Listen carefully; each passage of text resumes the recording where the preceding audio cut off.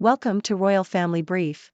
The content of the briefing includes: tourist drunkenly fell into Royal Mews trying to photograph Buckingham Palace. Shona Robeson disrespects Princess Royal at opening of Aberdeen Harbour. Tourist drunkenly fell into Royal Mews trying to photograph Buckingham Palace. Telegraph.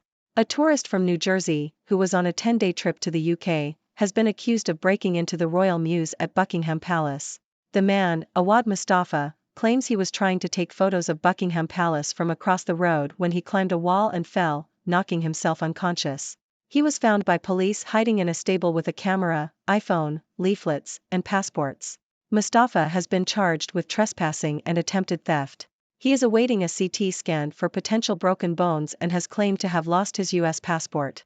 Shona Robeson disrespects Princess Royal at opening of Aberdeen Harbour. Telegraph. Shona Robeson, deputy to Humza Yousaf, the Scottish Justice Secretary, has been accused of showing a lack of respect to the Princess Royal, Princess Anne. Robeson arrived 40 minutes late to the opening of an Aberdeen harbour, blaming urgent government business. She then failed to thank the princess for attending. Guests were said to be kept waiting for speeches for 40 minutes. Robeson is a friend of Scottish First Minister Nicola Sturgeon. Hello, ladies and gentlemen.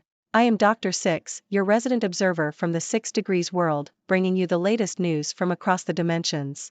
Today, we have 2 stories that have caught my attention, involving some rather interesting incidents in the UK. First up, we have a tourist from New Jersey who seems to have had a bit too much to drink during his visit to the UK. This adventurous fellow decided to try and photograph Buckingham Palace from across the road, but things didn't go quite as planned.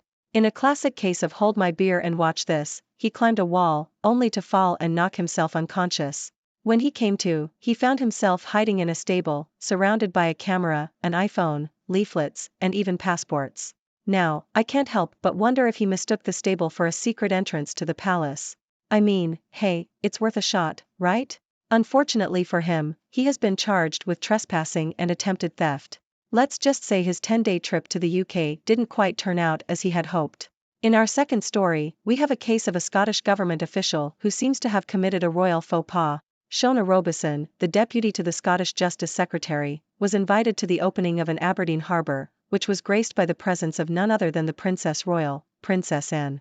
However, Ms. Robeson arrived a fashionably late 40 minutes, blaming urgent government business for her tardiness. Not only that, but she failed to thank the princess for attending the event, leaving the guests waiting for speeches for 40 minutes. Now, I don't know about you, but I think it's safe to say that Ms. Robeson might need a lesson or 2 in royal etiquette. Perhaps she should have taken a leaf out of the tourist's book and tried climbing a wall to make a grand entrance. At least that would have been memorable.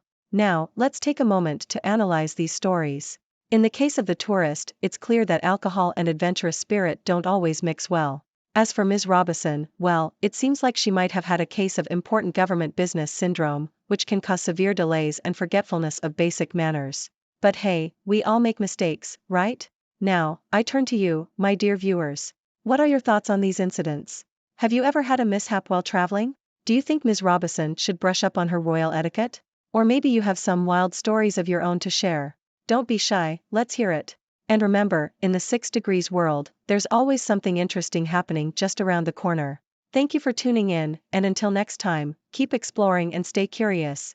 Thank you for tuning in.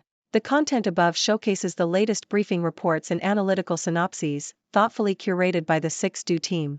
These insights stem from a wide array of reputable media outlets, think tanks, government sources, and specialized experts worldwide. We encourage you to explore these sources for a comprehensive perspective.